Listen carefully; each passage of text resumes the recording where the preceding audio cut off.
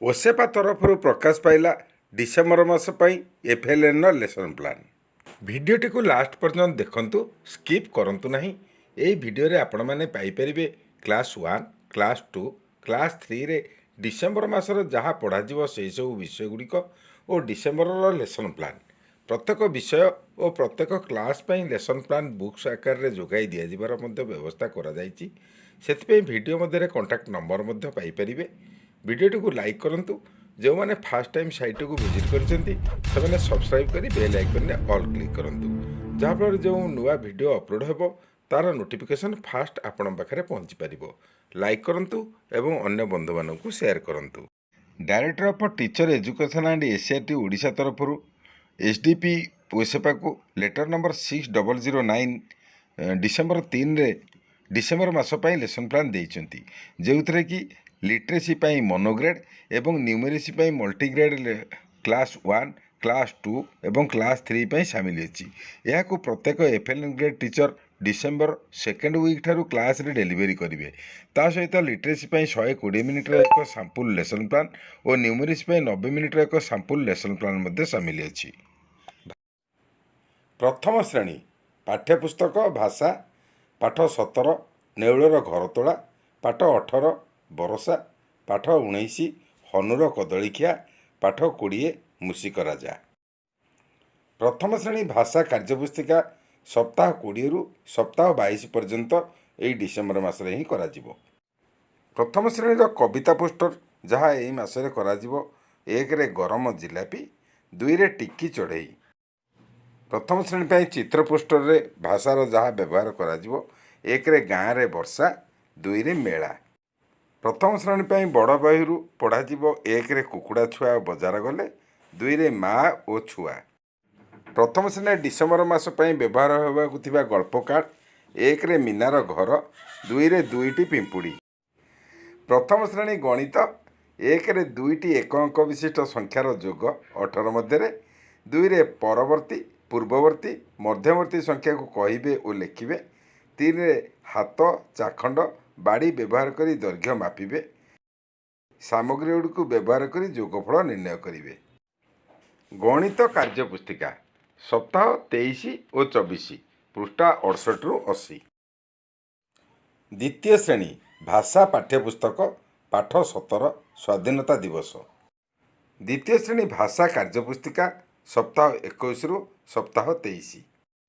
ଦ୍ୱିତୀୟ ଶ୍ରେଣୀ ଗଣିତ ଖେଳ ପାଠ 12 ଟଙ୍କା ପଇସା ଦିଆନିଆ କରିବା, ପାଠ 13 ଲମ୍ବ କେତେ ଜାଣିବା। ଦ୍ୱିତୀୟ ଶ୍ରେଣୀ ଗଣିତ କାର୍ଯ୍ୟପୁସ୍ତିକା ସପ୍ତାହ 21, 22, 23, 24। ଭାଷା ଶିକ୍ଷଣ ପାଇଁ 120 ମିନିଟ୍ର ଏକ ନମୁନା ପାଠ୍ୟ ଯୋଜନା। ଶ୍ରେଣୀ ତୃତୀୟ, ମାସ ଡିସେମ୍ବର, ସପ୍ତାହ 2, ଦିବସ ପ୍ରଥମ। ପ୍ରଥମ ପିରିୟଡ଼ ମୌଖିକ ଭାଷାର ବିକାଶ ଓ ଲିଖନ। ସମୟ ହେଲା 40 ମିନିଟ୍। ଶୈକ୍ଷିକ ଉଦ୍ଦେଶ୍ୟ ହେଲା ପ୍ରତ୍ୟେକ ଶିକ୍ଷାର୍ଥୀ ଜାତୀୟ କବି ବୀରକିଶୋର ପଦ୍ୟର ଦ୍ୱିତୀୟ ପଦକୁ ଉପଯୁକ୍ତ ସ୍ୱର, ତାଳ, ଲୟ, ଅଭିନୟ ସହିତ ଆବୃତ୍ତି କରିବେ। ପ୍ରସଙ୍ଗ ସମ୍ପର୍କିତ ମୌଖିକ ଓ ଲିଖିତ ଉତ୍ତର ମଧ୍ୟ ଦେବେ। ଶିକ୍ଷଣ କାର୍ଯ୍ୟ 1ରେ ରହିଲା ସକ୍ରିୟତମ କାର୍ଯ୍ୟ, ଯାହାକି 10 ମିନିଟ୍ ପାଇଁ ହେବ। ଶିକ୍ଷଣ ସାମଗ୍ରୀ ହେଲା ପାଠ୍ୟପୁସ୍ତକ ଭାଷାର।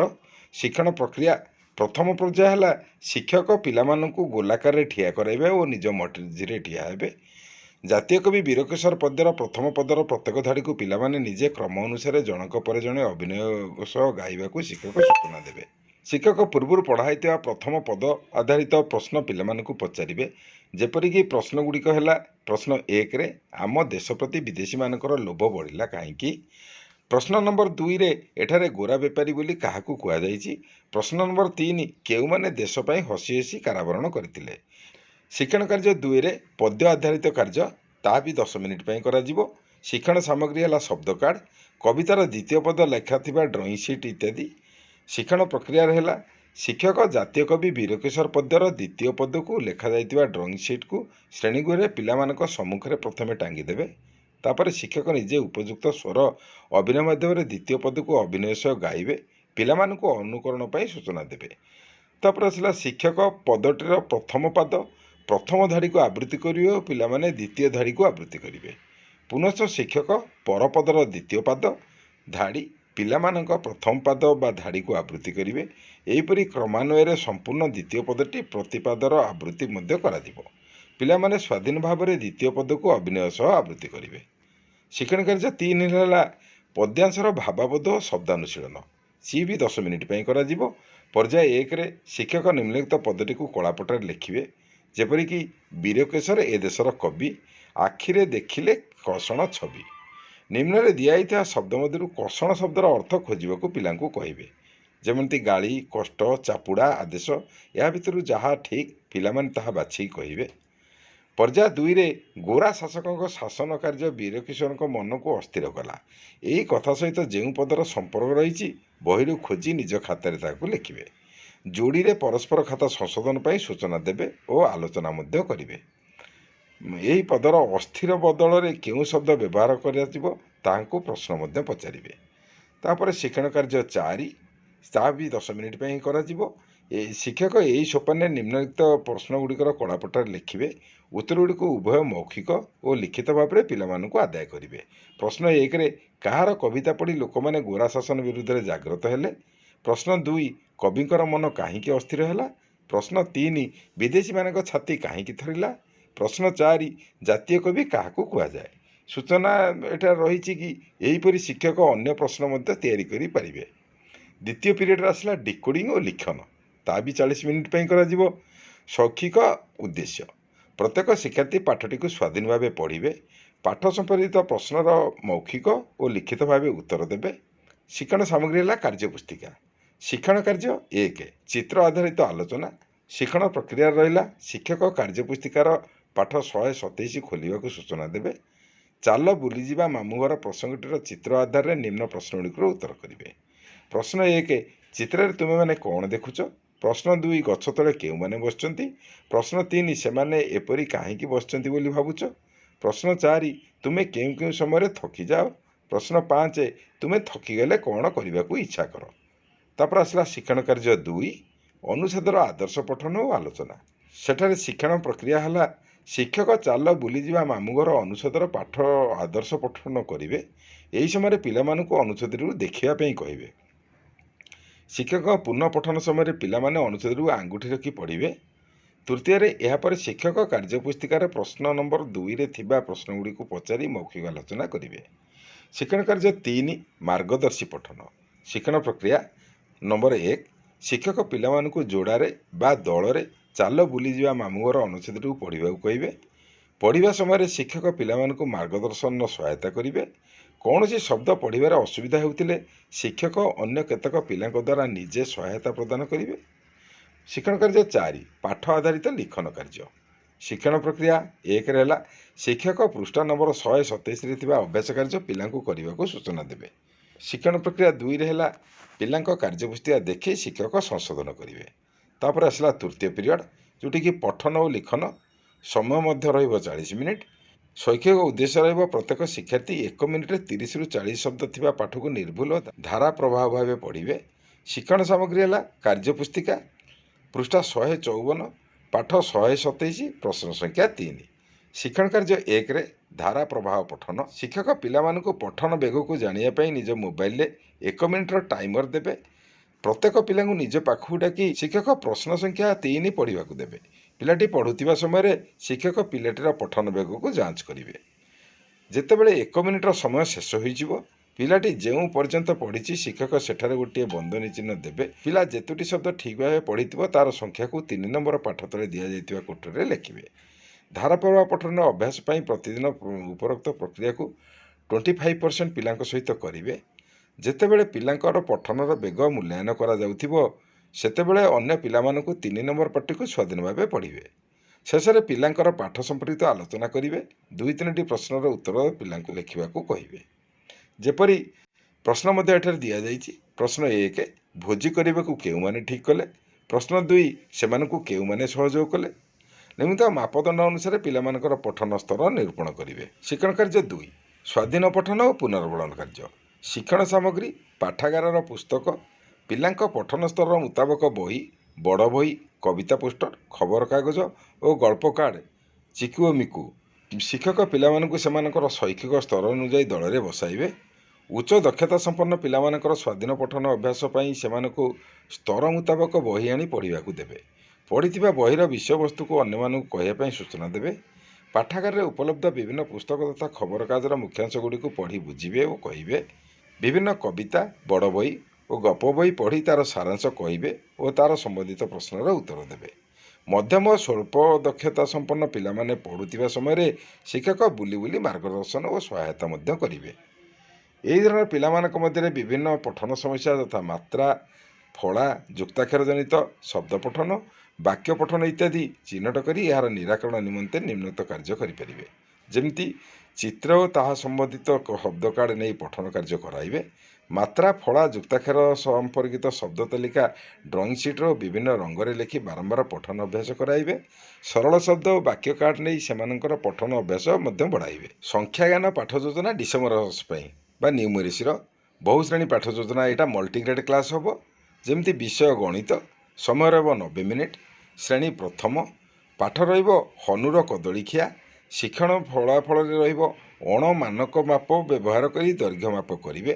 ଶିକ୍ଷଣ ସାମଗ୍ରୀ ହେଲା ଜିକେ କିଟ୍, ସଂଖ୍ୟା ରେଖା, ମାଳି, ହସ ଖେଳ ଦ୍ୱିତୀୟ ଭାଗ, ବର୍ଗାକାର କୋଠରୀ ବିଶିଷ୍ଟ କାଗଜ, କ୍ରେୟନ୍, କାର୍ଯ୍ୟଫର୍ଦ୍ଦ, ଦିଆସିଲି କାଠି, ଉଲ୍, ସୂତା, ଦଉଡ଼ି, ବାଡ଼ି। ଏହା ରହିଲା ପ୍ରଥମ ଶ୍ରେଣୀର। ଦ୍ୱିତୀୟ ଶ୍ରେଣୀର ଆସିଲା ଲମ୍ବ କେତେ ଜାଣିବା, ଦୂରତା ଓ ଦୈର୍ଘ୍ୟକୁ ବିଭିନ୍ନ ଅଣମାନକ ଏକକର ଆକଳନ କରିବେ। ଜିକେ କିଟ୍, ମାପ ଫିତା, ହସ ଖେଳ, ବର୍ଗାକାର କୋଠରୀ ବିଶିଷ୍ଟ କାଗଜ, କ୍ରେୟନ୍, କାର୍ଯ୍ୟଫର୍ଦ୍ଦ, ରୁଲ୍ ବାଡ଼ି, ବାଡ଼ି, ଡଷ୍ଟର। ସକ୍ରିୟତମ କାର୍ଯ୍ୟ ହେଲା 10 ମିନିଟ୍ ପାଇଁ। ଶିକ୍ଷକ ଶିକ୍ଷୟିତ୍ରୀ ପ୍ରଥମ ଓ ଦ୍ୱିତୀୟ ଶ୍ରେଣୀର ସମସ୍ତ ଶିକ୍ଷାର୍ଥୀମାନଙ୍କୁ ନେଇ ଦୁଇଟି ଦଳରେ ଭାଗ କରି ମୁହାଁମୁହିଁ ଠିଆ କରାଇ ନିମ୍ନ ଗୀତଟି ଗାଇବେ ଓ ପିଲାମାନଙ୍କୁ ପାଳି ଧରିବାକୁ କହିବେ। ପ୍ରତ୍ୟେକ ଶିକ୍ଷାର୍ଥୀଙ୍କୁ ଯୋଡ଼ିରେ ଶିକ୍ଷଣ କାର୍ଯ୍ୟ କରାଇବେ। ପ୍ରଥମ ଶିକ୍ଷାର୍ଥୀ ଗୀତଟି ବୋଲିବେ ଓ ଦ୍ୱିତୀୟ ଶିକ୍ଷାର୍ଥୀ ଚାଖଣ୍ଡରେ ଉଚ୍ଚତା ମାପ କରିବେ। ତାପରେ ଦ୍ୱିତୀୟ ଶିକ୍ଷାର୍ଥୀ ଗୀତ ବୋଲିବେ, ପ୍ରଥମ ଶିକ୍ଷାର୍ଥୀ ଚାଖଣ୍ଡରେ ମାପି ଉଚ୍ଚତା କହିବେ। ଗୀତଟି ହେଲା ମୋ ଉଚ୍ଚତା କେତେ, ଚାଖଣ୍ଡରେ ମାପ ସାଙ୍ଗଟି ମୋର, କହିବା ହେଲା ଯେତେ। ଏହିପରି ପ୍ରତ୍ୟେକ ଯୋଡ଼ି ଏହି କାର୍ଯ୍ୟ ସରିବା ପରେ ଶିକ୍ଷକ ପିଲାମାନଙ୍କୁ ଗୋଲାକାରରେ ବସାଇ ଖୋଲା ଆଲୋଚନା କରିବେ। ନିମ୍ନରେ ଦିଆଯାଇଥିବା ପ୍ରଶ୍ନକୁ ନେଇ ଆଲୋଚନା କରି ସଂକ୍ଷେପ କରିବେ। ଆଲୋଚ୍ୟ ପ୍ରଶ୍ନ ହେଲା, 1ରେ ଖେଳଟି ତୁମକୁ କିପରି ଲାଗିଲା? 2ରେ ଖେଳରେ ତୁମେ ତୁମ ସାଙ୍ଗର ଉଚ୍ଚତା ମାପିପାରିଲ କି? 3 କହିଲ ଦେଖି ଏମିତି ଆମେ ଆଉ କେଉଁ କେଉଁ ଜିନିଷ ମାପିପାରିବା? 4ରେ ଆଉ କେଉଁ କେଉଁ ଉପାୟରେ ମାପିପାରିବା?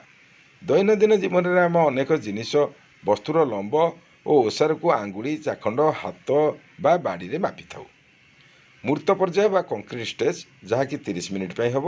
ସେଥିରେ ଶିକ୍ଷଣ କାର୍ଯ୍ୟ 1ରେ ହେଲା ଶିକ୍ଷକ ଶିକ୍ଷୟିତ୍ରୀ ପ୍ରଥମ ଓ ଦ୍ୱିତୀୟ ଶ୍ରେଣୀର ସମସ୍ତ ଶିକ୍ଷାର୍ଥୀମାନଙ୍କୁ ନେଇ ଦଳ ଗଠନ କରିବେ। ପ୍ରତି ଦଳରେ 4-5 ଜଣ ଶିକ୍ଷାର୍ଥୀ ରହିବେ। ଯେପରି ପ୍ରତି ଦଳରେ ପ୍ରଥମ ଓ ଦ୍ୱିତୀୟ ଶ୍ରେଣୀର ଶିକ୍ଷାର୍ଥୀ ମିଶି ରହିବେ। ଏଠି ଶିକ୍ଷକଙ୍କୁ ସୂଚନା ଦିଆଗଲା ପ୍ରତି ଦଳକୁ ଅଲଗା ଅଲଗା କରି ଶିକ୍ଷଣ ସାମଗ୍ରୀ ଦେବେ। ଦଳ 1 ସଂଖ୍ୟା ରେଖା ମାଳି, ଦଳ 2 ମାପ ଫିତା, ଦଳ 3 ଉଲ୍ ସୂତା, ଦଳ 4 ଦଉଡ଼ି, ଦଳ 5 ବାଡ଼ି। ଦିଆଯାଇଥିବା ଶିକ୍ଷଣ ସାମଗ୍ରୀ ନେଇ ନିଜ ନିଜ ଚାଖଣ୍ଡରେ ମାପିବେ ଓ ନିର୍ଦ୍ଦିଷ୍ଟ ବସ୍ତୁର ଦୈର୍ଘ୍ୟ କେତେ ଚାଖଣ୍ଡ ହେଲା କହିବେ। ଆବଶ୍ୟକ ସ୍ଥଳେ ଶିକ୍ଷକ ଯେକୌଣସି ସାମଗ୍ରୀକୁ ନେଇ ନିଜ ଚାଖଣ୍ଡରେ ମାପି ଦେଖାଇବେ। ଦିଆଯାଇଥିବା ଶିକ୍ଷଣ କାର୍ଯ୍ୟ ସମାପ୍ତ କଲା ପରେ ଶିକ୍ଷକ ସମସ୍ତ ଶିକ୍ଷାର୍ଥୀମାନଙ୍କୁ ନେଇ ଖୋଲା ଆଲୋଚନା କରିବେ ଓ ନିମ୍ନୋକ୍ତ ପ୍ରଶ୍ନ ପଚାରିବେ। ଯେଉଁ ପ୍ରଶ୍ନ ଗୁଡ଼ିକ ଆଲୋଚ୍ୟ କରାଯିବ ତାହା ହେଲା, ତୁମେମାନେ ଦିଆଯାଇଥିବା ସାମଗ୍ରୀକୁ ନେଇ କିପରି ମାପ କରିଲ? ଚାଖଣ୍ଡରେ ମାପିଲେ କେତେ ଚାଖଣ୍ଡ? ଶିକ୍ଷାର୍ଥୀଙ୍କୁ ପଚାରିବେ। ଘରେ ତୁମେ କେବେ ଆଉ କିଛି ବସ୍ତୁକୁ ଏହିପରି ମାପ କରିଛ କି? ପ୍ରତିଦିନ ତୁମେମାନେ ଘରେ ବାହାରେ ଅନେକ ଜିନିଷ ଦେଖୁଥିବ। ତେବେ କ'ଣ କ'ଣ ବ୍ୟବହାର କରି କୌଣସି ବସ୍ତୁର ଦୈର୍ଘ୍ୟ ମାପିପାରିବ ବୋଲି ଭାବୁଛ? ନିଜ ଘରର ଚଟାଣକୁ ପାଦରେ ମାପିଛ କି? ଦଳରେ ଦିଆଯାଉଥିବା ସାମଗ୍ରୀକୁ ସମସ୍ତ ଶିକ୍ଷାର୍ଥୀ ଚାଖଣ୍ଡରେ ମାପିବା ପରେ ସମସ୍ତଙ୍କ ପ୍ରାୟ ଦୈର୍ଘ୍ୟ ସମାନ ହେଲା କି? ଯଦି ନହେଲା ତେବେ କାହିଁକି? ତାପରେ ଆସିଲା ଚିତ୍ରିତ ପର୍ଯ୍ୟାୟ ବା ରିପ୍ରେଜେଣ୍ଟେସନ୍ ଷ୍ଟେଜ୍, ଯାହାକି 20 ମିନିଟ୍ ପାଇଁ। ଶିକ୍ଷଣ କାର୍ଯ୍ୟ 2, ଶିକ୍ଷକଙ୍କ ସୂଚନା ପ୍ରତ୍ୟେକ ଦଳକୁ ଗୋଟିଏ ଲେଖାଏଁ ବର୍ଗାକାର କୋଠରୀ ବିଶିଷ୍ଟ କାର୍ଯ୍ୟଫର୍ଦ୍ଦ ଦିଆଯିବ। ଦିଆଯାଇଥିବା କାର୍ଯ୍ୟପତ୍ରରେ ଚିତ୍ର ଅନୁଯାୟୀ ଯେତୋଟି କୋଠରୀରେ ଜିନିଷ ଅଛି ସେତିକି କୋଠରୀକୁ ରଙ୍ଗ ଦେବାକୁ ସୂଚନା ଦେବେ। ଶିକ୍ଷାର୍ଥୀମାନେ ଦଳରେ ଏହି କାର୍ଯ୍ୟ କରିବେ। ଆବଶ୍ୟକ ସ୍ଥଳେ ଶିକ୍ଷକ ସହାୟତା ପ୍ରଦାନ କରିବେ। ପ୍ରତ୍ୟେକ ଶିକ୍ଷାର୍ଥୀ ଶିକ୍ଷକଙ୍କ ସୂଚନା ଅନୁସାରେ ମଧ୍ୟ ବ୍ୟକ୍ତିଗତ ଭାବେ କାର୍ଯ୍ୟ କରିବେ। ଶେଷରେ ଶିକ୍ଷକ ଏହି ପର୍ଯ୍ୟାୟରେ କାର୍ଯ୍ୟକୁ କଳାପଟାରେ ଶିକ୍ଷାର୍ଥୀଙ୍କ ସହାୟତାରେ ସଂକ୍ଷେପରେ କରିବେ। କାର୍ଯ୍ୟଫର୍ଦ୍ଦ 1, ଆପଣମାନେ ଡ୍ରଇଂ ସିଟ୍ରେ ଏହିପରି ଚିତ୍ର କରିବେ। ପ୍ରଶ୍ନ ଏଥିରେ ଆସିବ, କାର୍ଯ୍ୟଫର୍ଦ୍ଦରେ ଦିଆଯାଇଥିବା ସମସ୍ତ ଚିତ୍ରର ଲମ୍ବ ସମାନ କି? ନମ୍ବର 2, ଚିତ୍ରଗୁଡ଼ିକ ସମାନ ସଂଖ୍ୟକ କୋଠରୀ ମଧ୍ୟରେ ଅଛି କି? କାହିଁକି ନାହିଁ? ଏଥର ଆସିଲା ଅମୃତ ପର୍ଯ୍ୟାୟ, ଯାହାକି 10 ମିନିଟ୍ ପାଇଁ ହେବ। ଶିକ୍ଷଣ କାର୍ଯ୍ୟ 3ରେ କାର୍ଯ୍ୟଫର୍ଦ୍ଦ 1 ଶିକ୍ଷକ ଶିକ୍ଷୟିତ୍ରୀଙ୍କ ଦଳରେ କାର୍ଯ୍ୟଫର୍ଦ୍ଦ 1 ଦେଇ ପ୍ରଶ୍ନର ଉତ୍ତର କରିବା ପାଇଁ ସୂଚନା ଦେବେ। ରଙ୍ଗ ଦେଇଥିବା କୋଠରୀ ଗଣି ପ୍ରଶ୍ନର ଉତ୍ତର ଦିଅ। 1 ନମ୍ବର ଚିତ୍ରଟି ଡ୍ୟାସ୍ଟି କୋଠରୀ ମଧ୍ୟରେ ଅଛି, 2 ନମ୍ବର ଚିତ୍ରଟି ଡ୍ୟାସ୍ଟି କୋଠରୀ ମଧ୍ୟରେ, 3 ନମ୍ବର ଚିତ୍ରଟି ଡ୍ୟାସ୍ଟି କୋଠରୀ ମଧ୍ୟରେ, 4 ନମ୍ବର ଚିତ୍ରଟି ଡ୍ୟାସ୍ଟି କୋଠରୀ ମଧ୍ୟରେ, 5 ନମ୍ବର ଚିତ୍ରଟି ଡ୍ୟାସ୍ଟି କୋଠରୀ ମଧ୍ୟରେ। ଶିକ୍ଷକ ପ୍ରତି ପ୍ରଶ୍ନ ଆଧାରରେ ଆଲୋଚନା କରିବେ। କାର୍ଯ୍ୟଫର୍ଦ୍ଦ 2 ଶିକ୍ଷକ ଶିକ୍ଷୟିତ୍ରୀ ଦଳରେ କାର୍ଯ୍ୟଫର୍ଦ୍ଦ 2 ଦେବେ। ଦିଆଯାଇଥିବା ଜିନିଷଗୁଡ଼ିକୁ ଦୈର୍ଘ୍ୟ ଅନୁମାନ କରି କହିବେ, ସେହି ଜିନିଷକୁ ଚାଖଣ୍ଡରେ ମାପି କହିବେ ଓ କାର୍ଯ୍ୟଫର୍ଦ୍ଦ ପୂରଣ କରିବେ। ପ୍ରଥମ ଓ ଦ୍ୱିତୀୟ ଶ୍ରେଣୀର ଶିକ୍ଷାର୍ଥୀମାନଙ୍କୁ ନେଇ ଦଳ ଗଠନ କରି କାର୍ଯ୍ୟଫର୍ଦ୍ଦ 2 ଦେବେ। ଏହି ଜିନିଷର ଦୈର୍ଘ୍ୟ ଆଉ କେଉଁଥିରେ ମପା ଯାଇପାରିବ କହିବେ। ଯେମିତିକି 1 ନମ୍ବରରେ ଗଣିତ ବହିର ଲମ୍ବ ଆନୁମାନିକ ମାପ, ଚାଖଣ୍ଡରେ ମାପ, ଆଉ କେଉଁଥିରେ ମପା ଯାଇପାରିବ। ନମ୍ବର 2 ଗଣିତ ବହିର ଓସାର ଆନୁମାନିକ ମାପ କେତେ, ଚାଖଣ୍ଡରେ ମାପ କେତେ, ଆଉ କେଉଁଥିରେ ମପା ଯାଇପାରିବ। ସେହିପରି ଟେବୁଲର ମାପ, ଟେବୁଲର ଓସାର, କଳାପଟାର ଲମ୍ବ। ତାପରେ ଆସିଲା ଅଭ୍ୟାସ କାର୍ଯ୍ୟ 20 ମିନିଟ୍ ପାଇଁ କରାଯିବ। ଶିକ୍ଷାର୍ଥୀମାନେ ବ୍ୟକ୍ତିଗତ ଭାବରେ ପ୍ରଥମ ଓ ଦ୍ୱିତୀୟ ଶ୍ରେଣୀର ପାଠ୍ୟପୁସ୍ତକ ଅଭ୍ୟାସ କାର୍ଯ୍ୟ ଓ କାର୍ଯ୍ୟପୁସ୍ତିକାରେ ଥିବା କାର୍ଯ୍ୟଫର୍ଦ୍ଦଗୁଡ଼ିକୁ ପୂରଣ କରିବାକୁ କହିବେ। ନିଜ ନିଜ ଭିତରେ ସଂଶୋଧନ କରିବା ପାଇଁ କହିବେ ଓ ଆବଶ୍ୟକ ସ୍ଥଳେ ସହାୟତା ମଧ୍ୟ ପ୍ରଦାନ କରିବେ, ନଚେତ୍ ସଂଶୋଧନ ମଧ୍ୟ କରିବେ। ଯେମିତି ଶ୍ରେଣୀ ପ୍ରଥମରେ ପାଠ୍ୟପୁସ୍ତକର ଅଭ୍ୟାସ କାର୍ଯ୍ୟ ହେଲା ହସ ଖେଳ ବହି ଦ୍ୱିତୀୟ ଭାଗ, ପୃଷ୍ଠା 136ର ନମ୍ବର 6, କାର୍ଯ୍ୟପୁସ୍ତିକାର କାର୍ଯ୍ୟଫର୍ଦ୍ଦ ପୃଷ୍ଠା 97 ଓ 98। ଦ୍ୱିତୀୟ ଶ୍ରେଣୀ ପାଇଁ ପୃଷ୍ଠା 111 ନମ୍ବର 1 ଓ 2, ପୃଷ୍ଠା 147ରୁ 152। ପ୍ରତ୍ୟେକ କ୍ଲାସ୍ର ପ୍ରତ୍ୟେକ ସବଜେକ୍ଟ ପାଇଁ ଲେସନ୍ ପ୍ଲାନ୍ ବହି ଆକାରରେ ଯୋଗାଇ ଦେବାର ବ୍ୟବସ୍ଥା କରାଯାଇଛି। ଆବଶ୍ୟକ ଥିଲେ ଦିଆଯାଇଥିବା ନମ୍ବରରେ କଣ୍ଟାକ୍ଟ କରନ୍ତୁ। ଏହିପରି ଅପ୍ ଟୁ ଡେଟ୍ ଭିଡ଼ିଓ ପାଇବା ପାଇଁ ଚ୍ୟାନେଲ୍ ସହିତ ଯୋଡ଼ି ହୋଇ ରୁହନ୍ତୁ। ଯେଉଁମାନେ ଫାଷ୍ଟ ଟାଇମ୍ ସାଇଟ୍କୁ ଭିଜିଟ୍ କରିଛନ୍ତି ସେମାନେ ସବସ୍କ୍ରାଇବ୍ କରି ବେଲ୍ ଆଇକନ୍ରେ ଅଲ୍ କ୍ଲିକ୍ କରନ୍ତୁ। ଯାହାଫଳରେ ଯେଉଁ ନୂଆ ଭିଡ଼ିଓ ଅପଲୋଡ଼ ହେବ ତାର ନୋଟିଫିକେସନ୍ ଫାଷ୍ଟ ଆପଣଙ୍କ ପାଖରେ ପହଞ୍ଚି ପାରିବ। ଲାଇକ୍ କରନ୍ତୁ ଏବଂ ଅନ୍ୟ ବନ୍ଧୁମାନଙ୍କୁ ସେୟାର କରନ୍ତୁ।